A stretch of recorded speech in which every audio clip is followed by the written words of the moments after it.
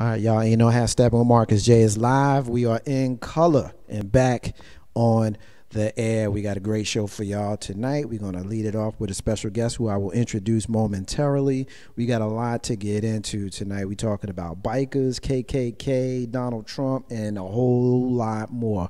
We were out of the building last week, but we back here this week, and you want to hear this show. And you know how Steppin with Marcus J is live right now. Yeah. It's about that time. It's about that time to get. Yeah.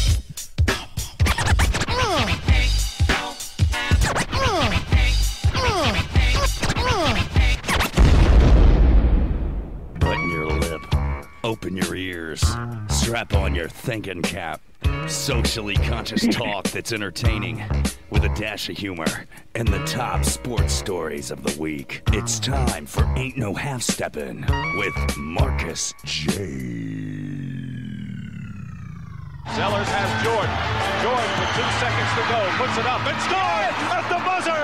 Michael Jordan has won it for Chicago. Manning lobs it. Burris alone. Touchdown, New York. Down goes Frazier. Down goes Frazier. Down goes Frazier. He hits one deep to right center.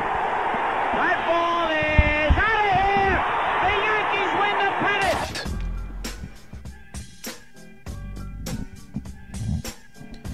If they lying, then they must be half stepping.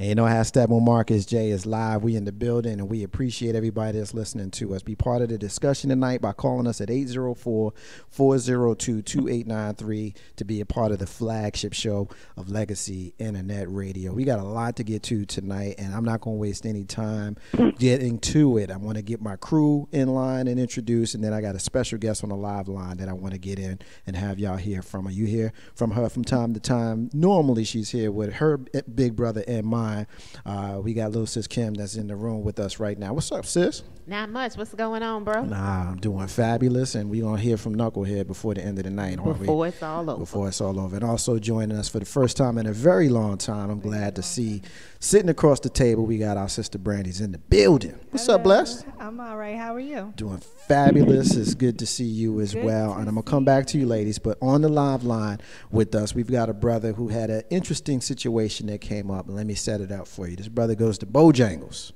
get himself some food, and he leaves with a special package in his bag. I'm going to let him share with you what that package is. We got our brother JJ Miners on the live line with us. What's up, brother?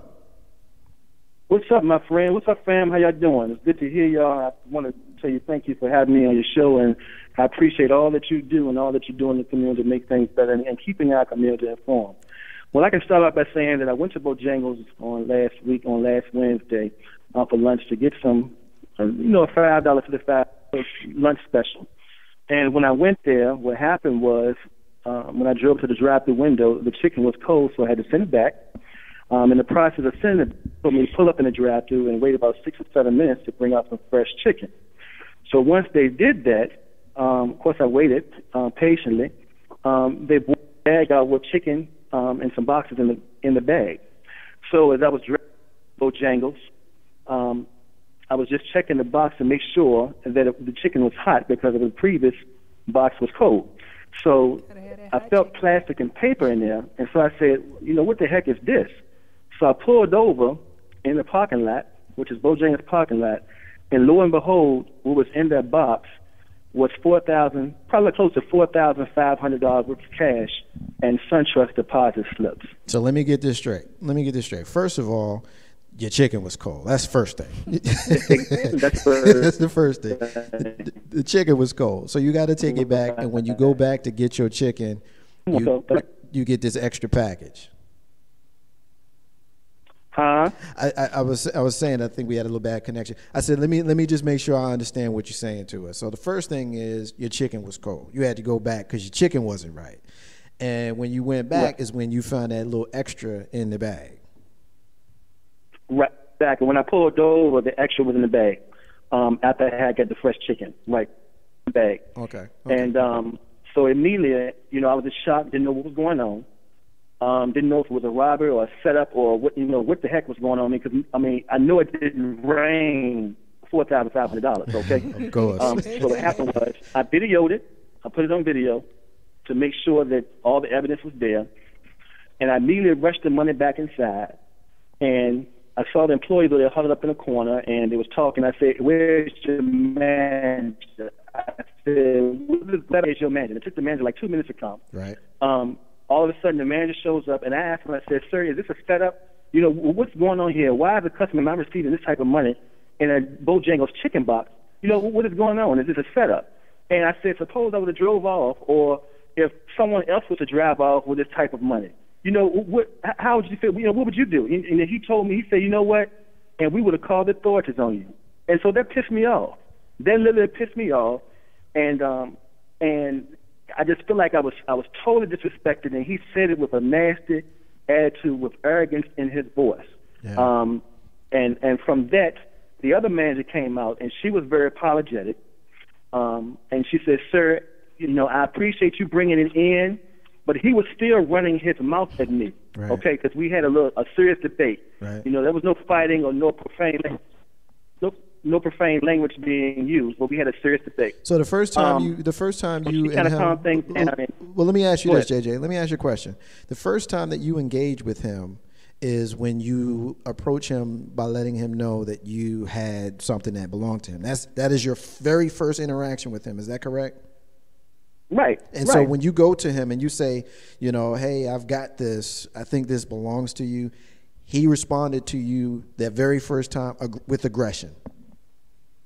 Right. He just said, "I take that," and then I said, "Is this a setup? What is going on here?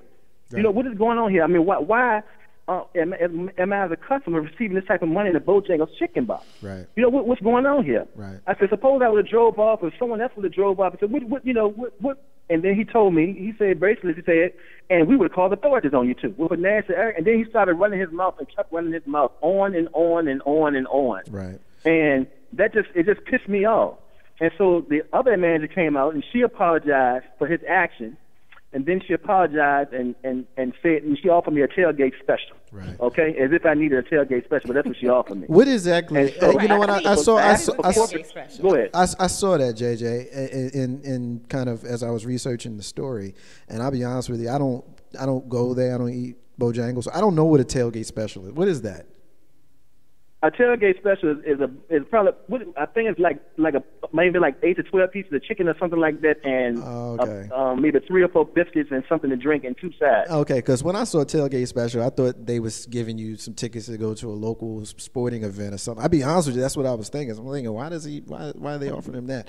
Let me ask you the elephant that's in the room, because when you and I were talking earlier, I told you that I had been talking with some folks in social media, and shout out to our brother Jason who's listening to us right now.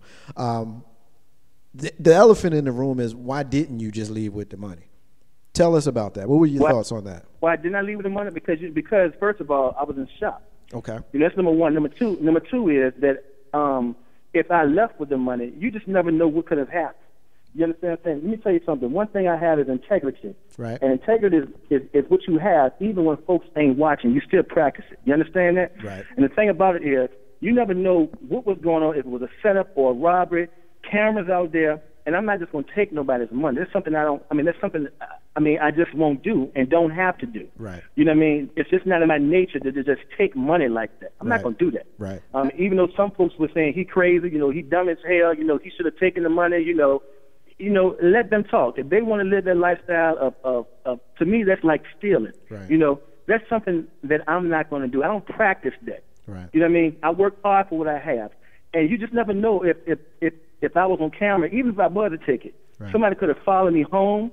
Could have been some controversial type things. I have a lot to lose. I've worked too hard to be going to jail for a Bowberry biscuit, a piece of fried chicken, and cinnamon pecan twist, and $4,500. I mean, who the hell does that? Hello. I'm not going there for nobody. Hello. Counsel that. No, not JJ Manor. No, I can dig it, brother. I can dig it because, and the reason why I asked you to. Folks need to understand it. It's about integrity. That's something that I don't have to do. Right. Now, the reason why I asked that question. I'm not going to do. The reason why I asked that question, the way I asked it, was because of the feedback that I had seen in social media and some of the folks who, you know, had their comments about what they would have done or what they think you should have done.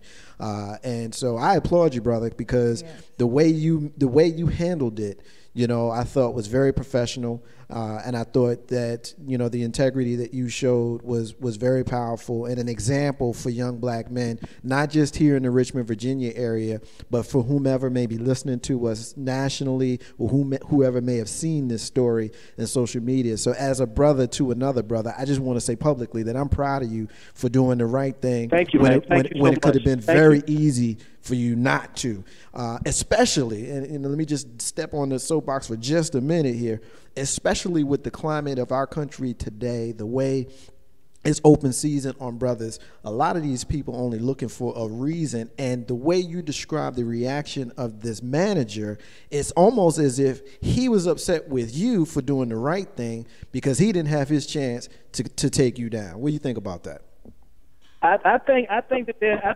I think there's some truth to that. I can't put my hands on it because I haven't heard from the company yet. The last time I talked to them was on Thursday last week. Haven't heard anything since then.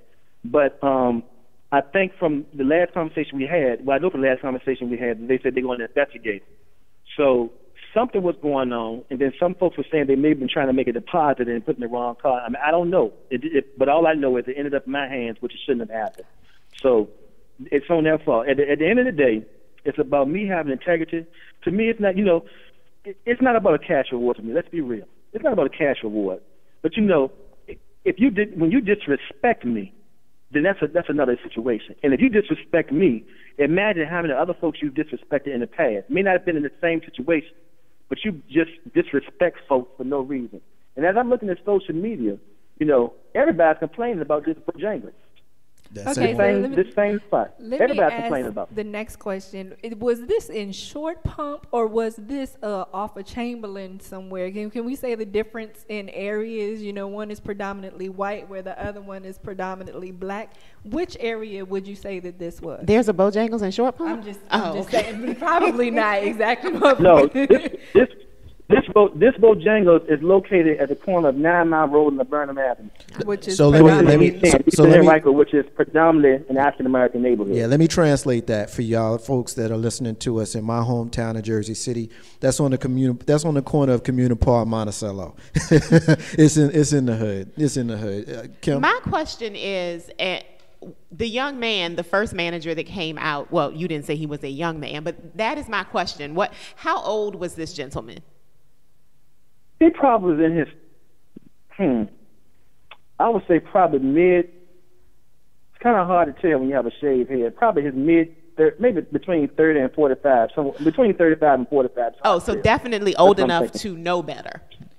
I was really hoping that this was a younger person. Well, my thoughts on it was that this gentleman had heard from the people that gave the cold chicken to you that this man is out here making problems for us. We already gave him some hot chicken, and here he comes in here again. So the manager probably got upset, and the fact that managers are the ones that make the deposit, he was probably the one that incorrectly put it in that box that went out to you. So that causes the attitude because he was in the wrong. Usually when people are in the wrong, they get an attitude with the wrong person.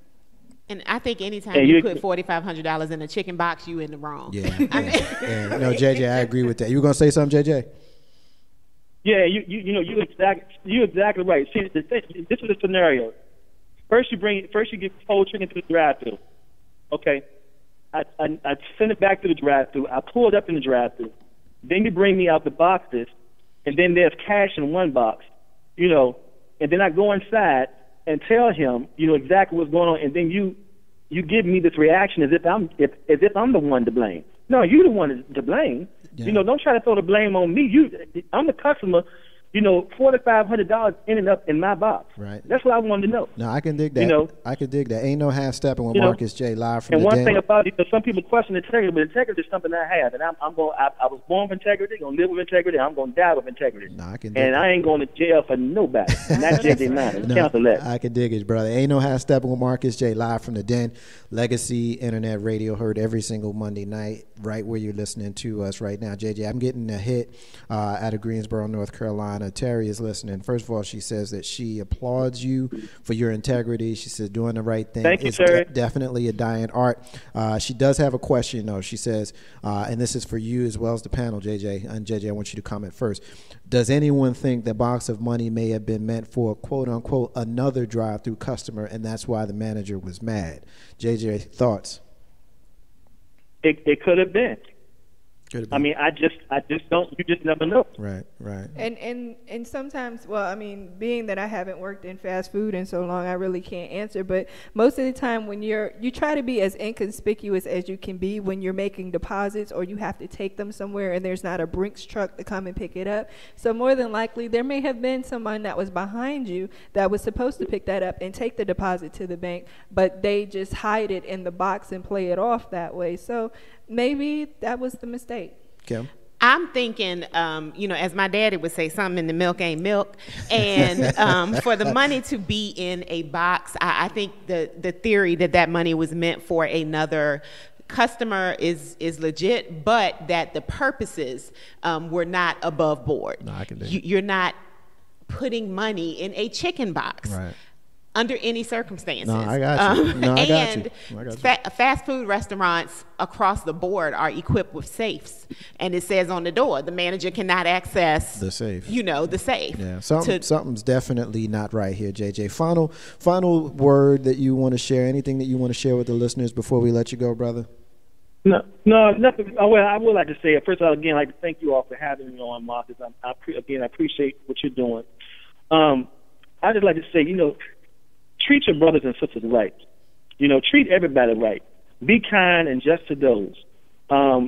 Just make sure that in life you hold on to integrity. That's what it's all about. It's all about integrity, and just keep on keeping on. And I love you all, and God bless you all. And by the way, Marcus, please don't forget 10-10. Do you know what that's in reference to? 10-10? Yeah, I do actually. I think I do. Okay. What you think? What is it? What is it, Marcus? I'm going back and forth whether I do or I don't. I'm not sure. I don't think I'm with you. 10-10. It's the 20th anniversary of Justice or Else Million Man Movement. I want to see you there. In DC. Yeah. October. Oh yeah. Well, I was at the Millions More in 2005. I didn't make the Million Man March in '95, but I was at the Millions More in 05. So I absolutely expect to be in DC this year. No question. Absolutely. Yeah. Well, please come on. Yeah, please come on out and I'm the co-chair for the local organizing committee, so we're going to be doing some meetings and have some rallies and things. So I want y'all to come on out, okay? I just obviously we've been inboxing me. Friend me on Facebook so that we can stay together and we can stay connected, because I think we made a very good contact, and you're a great man, Mr. Minor, and I think we should do things together, brother. And that's on the real. All right. That's some real talk. And folks can follow me at James JJ Minor on Facebook. Okay. You got it, brother. Be cool. Thank you. No problem. Ain't no half stepping with Marcus J. live from the den. Legacy Internet Radio. You can hear that interview and other interviews that we've done every single day, replayed on YouTube in podcast form. So take a look at all of our social media outlets, and you can find all the links to everything that we've done, including that great interview that JJ Minor just gave us about his experience at Bojangles. We're going to take a break, and when we come back, we're going to have All Throttle Radio's Dirk Diggler join us to talk about this crazy incident that happened in North Carolina with the bikers being run down by the truck driver. And we got someone in the room that knows a little bit about biking. We're going to get her comment on that as well. Marcus J. Blessed and Lil Sis Kim. Ain't no half step with Marcus J. live from the den. Legacy Internet Radio. Be back in a few minutes.